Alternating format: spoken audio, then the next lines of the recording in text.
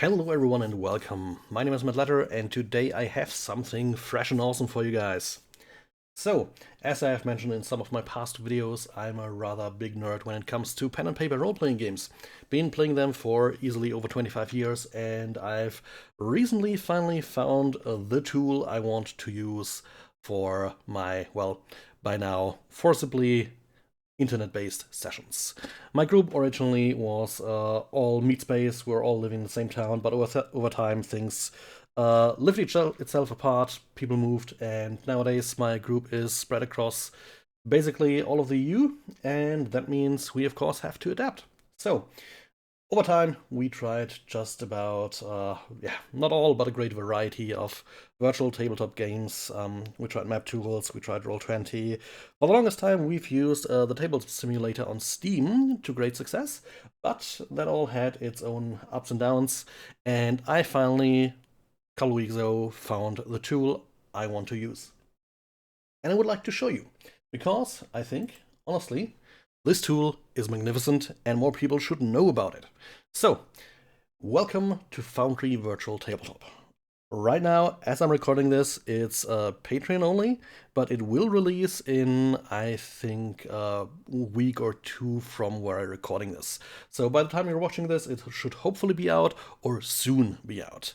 It is, in short, a self-hosted, modern virtual tabletop system.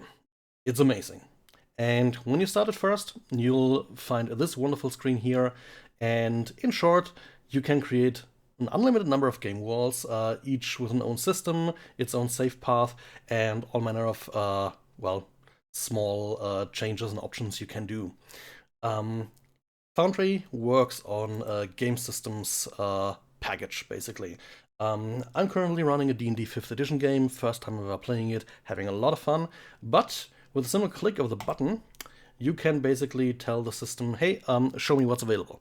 Right now, there's a lot of systems in development: 13th Age, Dungeon World, Fate, Core, Numenera, Pathfinder 1 and 2, Shadowrun 5 even, a lot more, and if your exact system is not there, check out. By the time you may watch this video, it may well be. And there's always the simple world building system which you can use as a baseline. I will be showing you stuff in the 5th edition system I'm having, which, by the way, comes with kind of like the whole SRD database inside of Foundry, which I will show you in a while. One of the things that makes Foundry so absolutely great is the easy expandability, the modern UI and UX you have, and due to that, modding. I'll be showing some of these great things here in a bit, but basically, if you have some people that know modern web development stuff, and there's plenty of those out there in our wonderful geeky community, they have a chance to easily add and expand to Foundry, which, honestly, from what little I've already seen in the modding, is goddamn gorgeous and in-depth, and you can do oh so much stuff.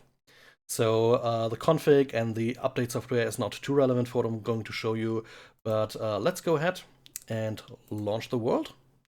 And this here is just the login screen. I'll be switching over real quick, just give me a moment, because the software can be ran in a browser. You just need to basically get an IP, put in some port forwarding, not too hard, and go from there. So let me log in real quick. I want to show you how it works in the browser. So we're switching over to the scene. This here is my wonderful little Firefox. I've deleted the IP address just for safety purposes. And yeah, this here is the first of many scenes. I'm logged in as a game master, which means I can see unrevealed scenes. I have access to all of the various tools. And in short, I'll be showing you some of them real quick. First of all, though, one of the really good things about this is you're not so much limited when it comes to, well, data volume. One of the reasons I personally wasn't too fond of Roll20 was because it very strictly limited, your volume of used space online. And I mean, we're living in 2020, so honestly, Why should I have to deal with that? I personally do a lot of big maps, like this file right here is easily 50-60 megabytes. I can just toss it on there, it gets directly transmitted to my players. They may have to wait for 10 seconds for it to load, depending on how connections are, but you can do that. So that's kind of a big plus in my book. And yeah, this is just one of the examples. You just have a normal plane you can work around on. You can set up a scene with all manner of options, grid types, gridless squares, various type of hexagons. You have grid sizes, you can shift the grid around, color it, give it opacity, all the good stuff. And you even have ambience and atmosphere with audio playlists and weather effects, which, to be fair, the weather effects are modded, but audio playlists sound in your virtual tabletop? That's a thing in this wonderful system, and I'll be showing that to you in a little while. For now, I just want to show you some of it, baseline. I'll purposefully skip over some things that are modded, just to show you. So, first of all, you have a chat, as is very much necessary and usual. It follows the standard dice syntax, 1d20 plus 3, plus 4. Shows that you can click and see what exactly was rolled in case you roll, say, 4d6, 45, because I'm typing badly. Wow, what a bad roll. And yeah, basic functionality, you can just put normal text, and when you have a token selected of a player character, you can also emote, and it will do things differently and even pop up a speech bubble if you have it set up that way. Quite handy if you're running text-based games, but specifically for text-based games, I have something even greater to show you later, a mod. Gonna be amazing. But yeah, so what's what? Basically, the entire thing is set up with scenes as a baseline. Right now I have several different scenes prepared, and you can see not all of them are staged to be available at all. I'd need to reactivate them. These are some former locations we've had in our campaign. They're just saved for later reference since they might make a reappearance. But yeah, I create scenes. All of these scenes are, by the way, self-made in maps. I'll show you something about that later. If you haven't seen it, haven't heard about it, Wonder Draft, Dungeon Draft. Good stuff. More on that later. So yeah, you have your scenes. So these are your maps. I've already shown you. You have some different options to set them up. Grids, hexes, sizes, all manner of stuff. You have actors. Actors are, well, player characters, for example. Available systems come with fully integrated character sheets that are rollable, like the players can click on things and drag them into the chat and auto-roll them. Works rather well. In this case, we have the half-elf, well, paladin, my player's playing Balin. He has character art and all of the various stats, and on top of that, there's a token button. In the unmodded version, it reads prototype token, since it will create the arc token that will always be used when you click and drag Balin onto the map. So, what can you do in a token actually? That is true, by the way, for all actors, what I will show you now, including monsters and NPCs and everything else. A token, of course, has a name, a display name. How is the name displayed? Only for the controller, only for the owner when he hovers over it, everyone hovers over it, various options. It can represent different actors, as you can see. You can link the actor data, so I can just double click on token and get the character sheet open. And token disposition is how is the token set towards, well, the player characters. In this case, since it's a player character, obviously friendly. You can set an image for a token. The key part here is, you may have noticed, the token for Balin is different from his character artwork. That is very intentional. It's just artwork and token artwork can be different. There's that. You can randomize wildcard images. So say you have a public space on a map, say a town square. You have 20 different images or tokens for civilians, and you can just basically randomly select those images. I'll not be showing that, just for the sake of brevity. I've rarely done it myself, so I'm not too firm on it. I'd rather take the time to show it at some other point, if at all, but it's a possibility.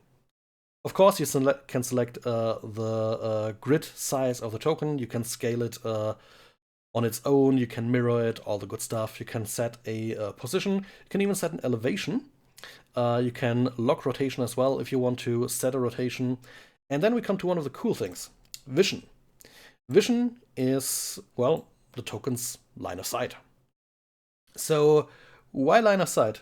That's because this wonderful game system software has walls, which allow line of sight. Easy, powerful, quick. I'll be showing you in a little while. For now, just be aware you can set a dim vision, a bright vision, a side angle. Tokens can emit light, say if a character has a torch or something. An emission angle, if it's a bullseye torch, of course you can limit it in a straight line. A light color, a light opacity, and you can track resources in various bars if you want to. Mana, hit points, stamina, whatever's needed for your game. So that's everything tokens can do. Tokens move around normally. You can also just, well, WAS and DA tokens around. You can rotate them if you hold shift. And that itself allows some rather immersive, interesting in-game exploration. That is pretty cool shit. Besides that, of course, there's various enemy tokens. Same thing applies to all of them. I can just click on them, get their stat lineup. I can check their token configuration, change all the same things. And besides that, I can just right-click on every token, and there's a few more options. There's the target marker, in case you want to make it absolutely clear someone is targeted. If you want, you can toggle visibility, especially helpful as a game master. You can toggle various status icons, and you can engage the combat state or disengage. Lastly, this is your elevation button. You can just on the fly be like, hey, yeah, this guy is now plus 5 meters up. It's that simple. And yeah, that is tokens. We have done scenes. I've showed you the chat. Now for some more things. Items. I can create items depending on the game system. Some are in there, some different types are predefined. Say I want a spell. Cast Twitch Magic. And then you can just, well, get all the details out there. You know, what's the spell level? What spell school is it? Verbal and somatic components? What materials? All manner of things, and these are all preset and can be used by player characters. It's rather amazing and easy to do. And we can just always quickly delete it. Besides that, there is this whole system of journals. These are individual, well, notes, informations, even kind of wiki articles you can create in there. For example, the characters my players are interacting with, they all have their own, well, in this case, artwork. They have their own text and description, everything, all manner of stuff. You can do that with other things. For example, we're running a Kingmaker campaign at the moment based on Kingmaker in my own custom setting. So I have a kingdom sheet set up, in this case not automated. You could if you had the coding talents. I don't, so I have to do it like that. And I just have a lot of things available at hand that you can do with that. And you can internally reference them as well. So you can go at a maximum without mods, 3 layers of folders deep. Then you can't create any more folders. I think with a mod you can still keep going, but for my purposes, that's at the moment at least very much enough. Besides that, you have rollable tables, which have the wonderful option of allowing you to give you a result that is a journal entry or another table or whatever else have you. So you can do rather fun things with that. You have volume controls, which will be playing into audio sources, as I'll be showing you in a moment. And depending on what you have as a game system, you have companion packs. D&D 5, for example, has, well, all the basic game SRD monsters available. A lot of them even come with artwork prepared, like this giant crab here. Has its own artwork. which is legit for those guys to use. They're taking care of all of that. It has all the stats, it has all the things preset. It has a hit point bar because it's a monster, so for easy reference, only the GM can see that. You can set it so that players can see it as well. It's pretty goddamn amazing. And it automatically, as you maybe see, put the enemy into the Actors tab, which is rather helpful. Another cool thing, I can go ahead and put multiple giant crabs out here, and then be like, yeah, you know, this one is not giant crab, this is the Crab King. You may notice, on the right, the name hasn't changed. The other ones are still giant crabs. And now I can even be, you know, super cheeky and, you know, just set different values for its stat lineup. It'll save them, so if I reopen them, you know, it still has those 20 strength, 18 con, but the other crabs still remain unchanged. It instances a token, a sub-actor of a sort that you can locally edit. That is super great if you just want some quick and dirty edits like that. You can just, you know, go in, take care of that, and it works. It's super easy, super quick, and as you may already be seeing, a lot about this virtual tabletop system is all about the flow, all about, you know, how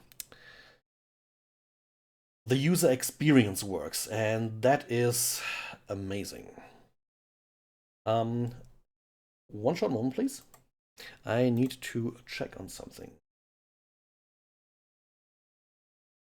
So, okay. Sorry, had a bit of a small personal matter to attend there real quick. Anyways, yeah, that's already, you know, plenty of good stuff. So what else is going on in here? Of course, I have, you know, my controls on the left. Basic controls for selecting and moving characters. I have target selection, I have a distance measuring tool. I have modded tools that allow me to do D&D group checks. Then you have this wonderful section here, which are measuring tools. You know, you want a fireball of 208.6 meters, I guess. Let's actually, for that, swap over to one of my forest maps. There we go. We have a wonderful forest map where the players may be facing some nasty or another, and I can just be like, oh yeah, you're casting, say, a moonbeam. So that's, you know, 5 feet in every direction. There you go, you have a moonbeam. You can move that one around. As you can see, I define the grid, it sticks to the grid. You can also do a cone. Cone starts here, and there we go. The cone, say, has this. It marks all the fields affected, of course, squares, and lines. And if my line is not quite thick enough, I can always double click it and be like, yeah, you're a 15-foot line now. These tools come native. They are super easy. They are super quick to handle. Like just click, drag, you have your 20-foot radius ability. You want some additional stuff? Sure, you can define all the things in here. Super easy.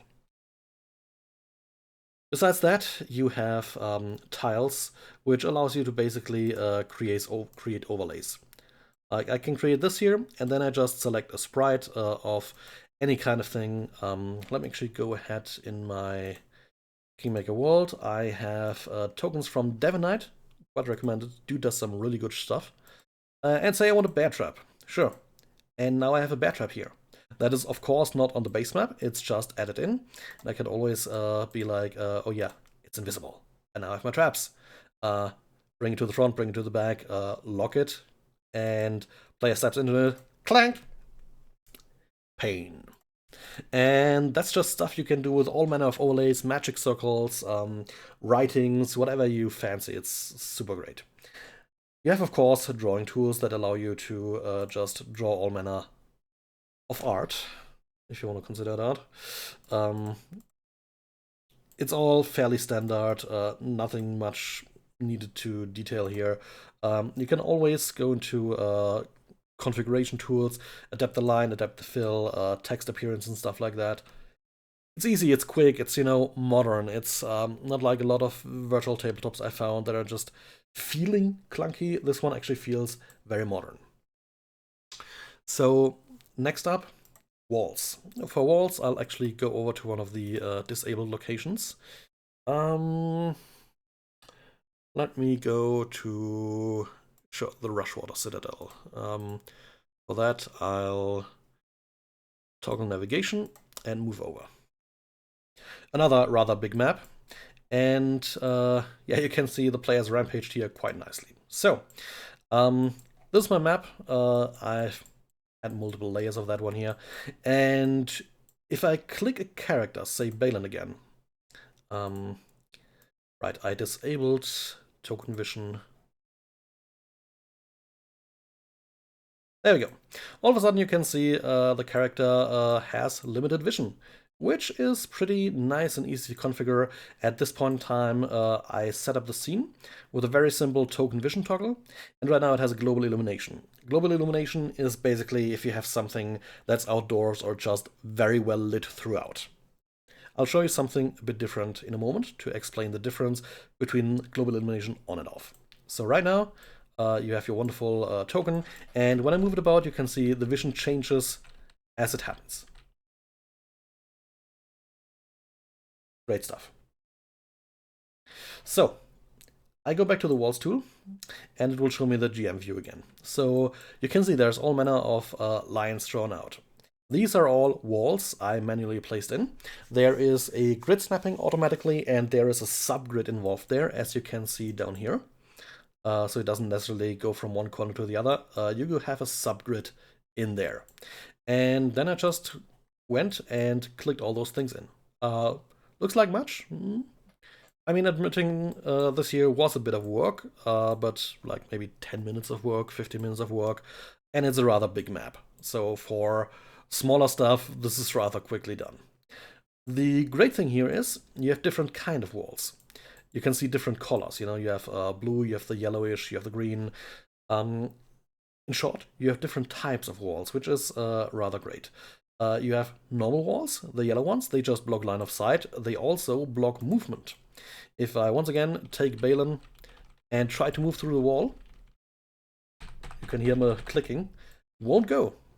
Just no do. Instead, the walls just block line of sight, they block movement. You also have terrain walls. Terrain walls are kind of like you have a big stone someone could climb on top, but of course too big to see past. So you can just be like, oh yeah, you can go on top there, and if you're on top there, you can see everything up there. Works easy. You have invisible walls, self-explanatory. You can see through, but you can't move through. You have ethereal walls. Well, you can't see beyond, but you can move through. Then you have doors. The doors are the green ones. And then you have... Oh, where's the green actually? It should be a normal door.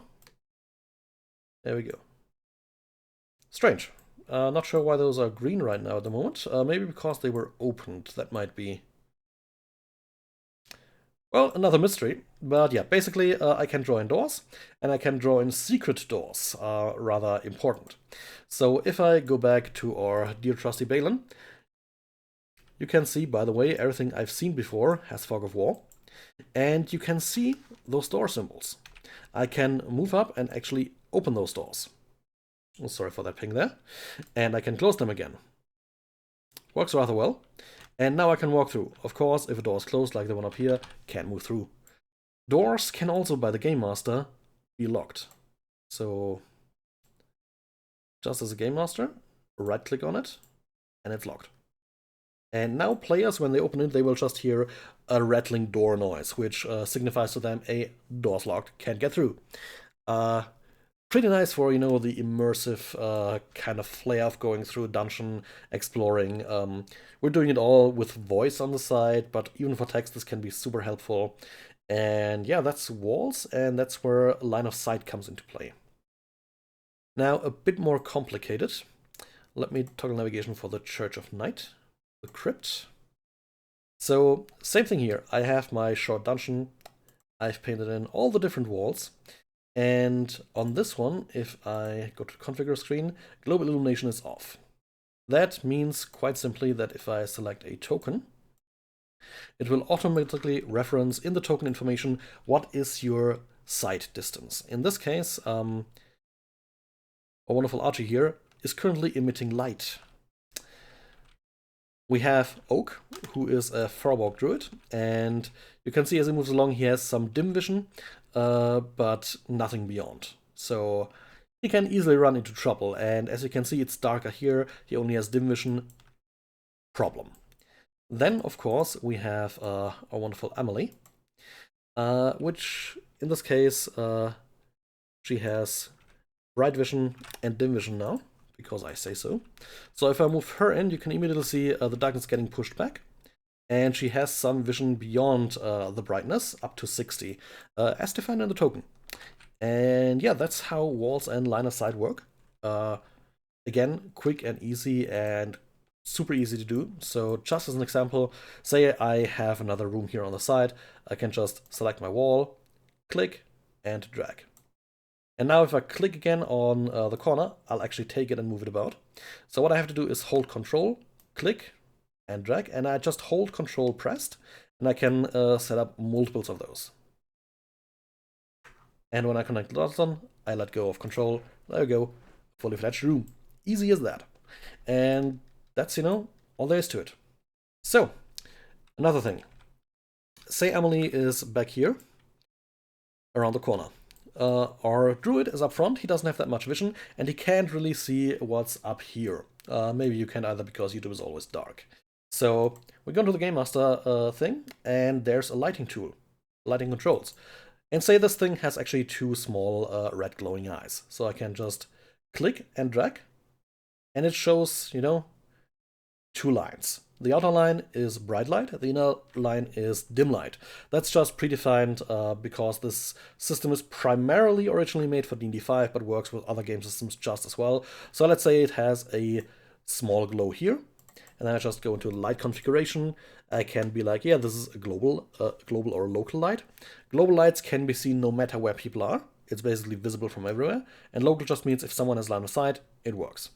I can specify, for example, this has a 3 grid units dim radius and no bright at all. And we want to make this a nice red because, gleaming red demon eyes. So we update the light, and we can immediately see the effect as a Game Master. And now with Oak, you can see it's actually lit up as dim. And I can just go in and be like, hey, yeah, you know what? Now has a bright radius of 3 and a dim radius of 6. Update once again. If we go back, same thing. It has a bright radius, has a dim radius. This is super amazing. It is incredibly easy to do. It automatically takes into account all the walls. As you see, when I click and drag out a light, it'll show how do the walls take this stuff. So, and it really works that way. If I don't want to color it, I can just leave it like that, go back to a character, and if I go down below, I shouldn't be able to see here, but I do. And yeah, it works just as easy as that. On top of that, because that is not quite enough yet, there's also sound sources. I think I have some on the Citadel map. Sound sources work basically the same way. Yeah, I have a source out here, down here, and over here in the courtyard. These sound sources can behave different ways like the light. Either local, you can see the cone here. If the players are inside this cone, they can hear what's coming from this sound source. And then I have a big one over here. You can see it's rather ignoring all the walls because I set it as a global source. It can be heard everywhere. And these sources are just, well, whatever sound files I can find. In this case, let me try this real quick. There's Balin. Can you hear the wind? Easy to find, easy to implement. And now we move towards the front, and you should be able to hear something else soon.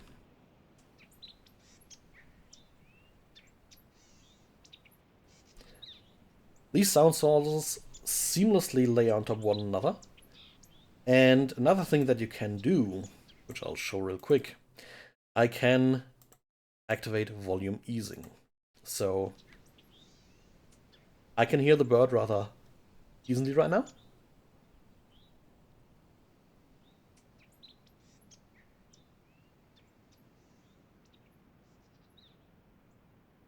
And it becomes more and more silent until I'm out of the reach.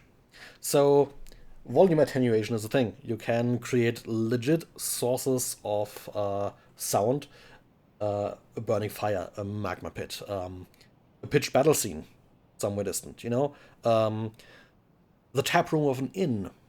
And you have these sounds behaving kind of like you want. A closed door may mute most of the sound from an inn, that kind of stuff. It's rather easy to do, and oh my god, it feels so nice when you're actually playing, it gives you so much immersion into all of that. And that is one of the reasons why I find this tool so helpful.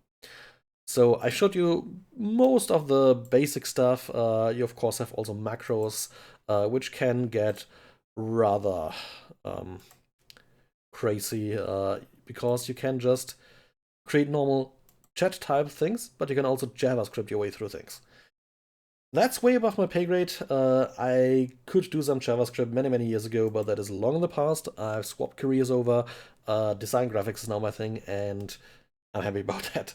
So, yeah, not my thing, but you can apparently script super crazy shit. The entire thing is expandable, as I'll be showing you now with some additions I have made.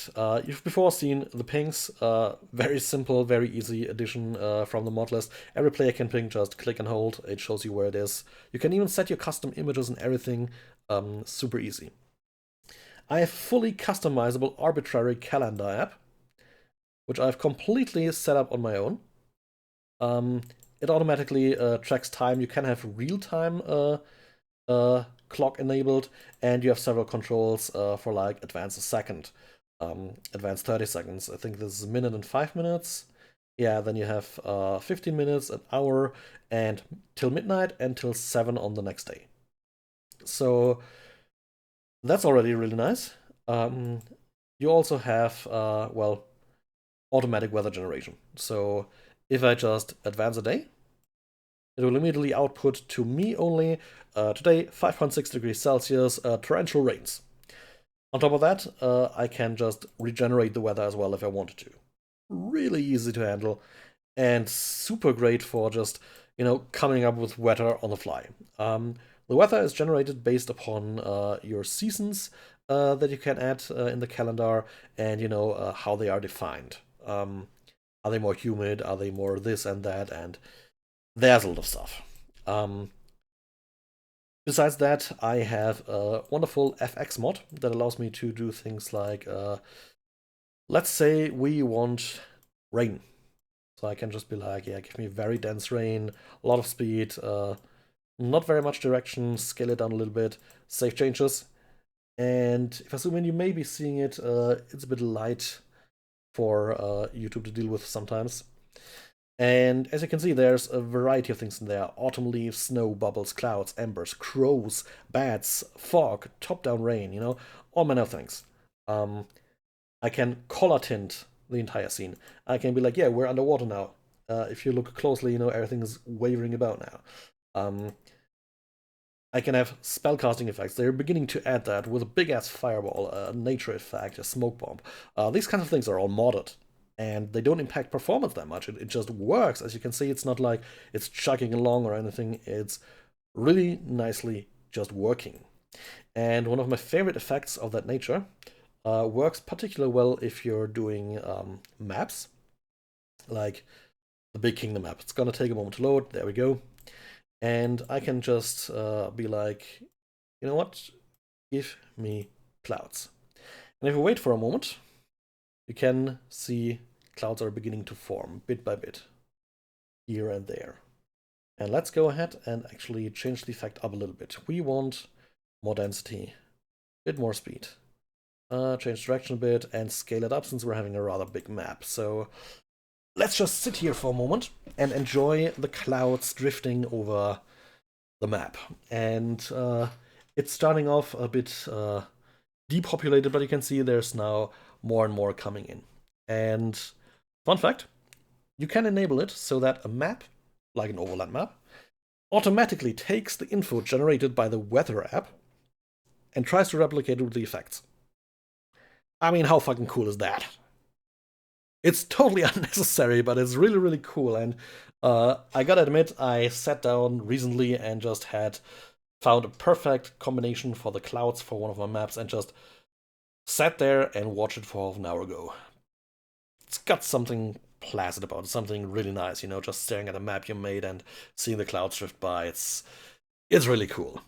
So that's more stuff. But there's one other thing I'd like to show, because I'm not using text games these days, never really did, but I know a lot of people do text-based games. So let me show you a mod I found. The mod's name, for those interested in my modules section here, is called Theater Inserts. What it does is kind of take the whole idea of visual novels and, well, make you able to do them. So let's take the character, stage it. Let's take another character, stage him, and do that with all 4 of our player characters. So, our wizard comes into play. Automatically takes the character artwork, not the token artwork, and the name. And now I have options. I can give him various emotion states, as you can see. These emotion states sometimes come with small FX stuff. If you're into that or not is up to you. I know it can potentially be a bit but at the same time it's kind of amazing, you know. It allows you to visualize the things you lack when you're doing text games, you know, the body language and stuff like that. You can try to emulate it at least a little bit with that. Besides that, you have how does your text come in, you know, scaling. How does text stand? None should be a standard, but yeah, typical comic slam. You can also, of course, change your, well, font size, font color, and then we get a second character. And here we have Emily. And now that I've clicked her, all the states are about her. So I can just change whatever I want, you know? And same with her. And you may notice her font is different, as her text size. All those informations are saved on a per token basis. And if we want, we can have 4 or more characters in there. I tried it with up to 5, and it works. And like this, you can do text-based games and just maybe help you along a bit with all of that. And together with other things I've shown you already, this small mod just gives us some nice things. And of course, there's always the wonderful comedic timing. You know, when the players sit down and are like, hey, let's do this stupid idea, and you're like, that's not gonna work out. And then they, of course, say, what could possibly go wrong? You can just go into the narrator mode and let them know.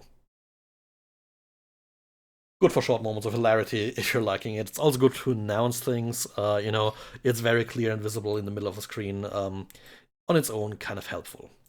And yeah, there's more stuff you can do. I haven't even mentioned, like, you can just drag out all manner of journal entries onto the field. Yeah, not a folder, an actual article.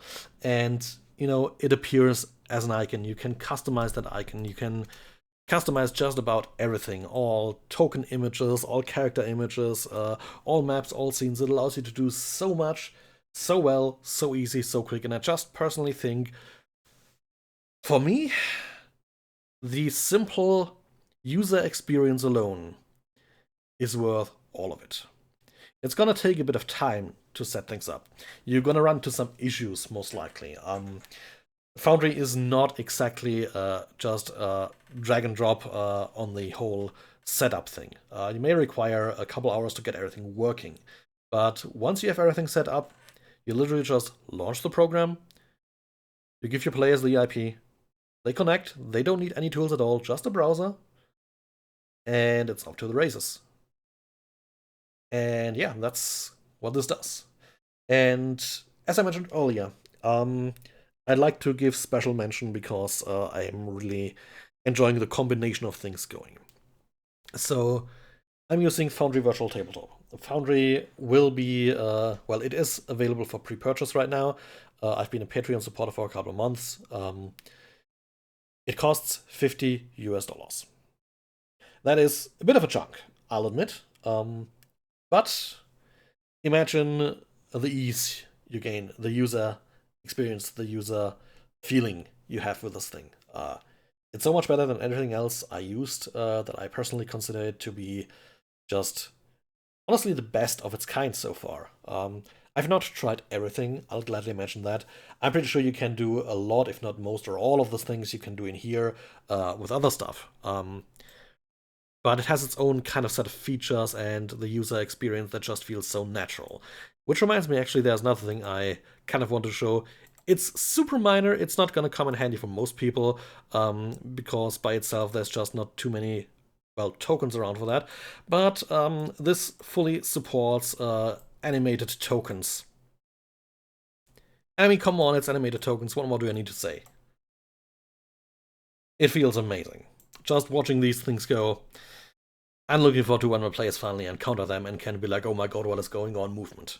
At the same time, I haven't tried it, but I know I watched the dev videos. You can see them on YouTube as well. It has the functionality for animated maps. And I mean, how crazy is that? You know?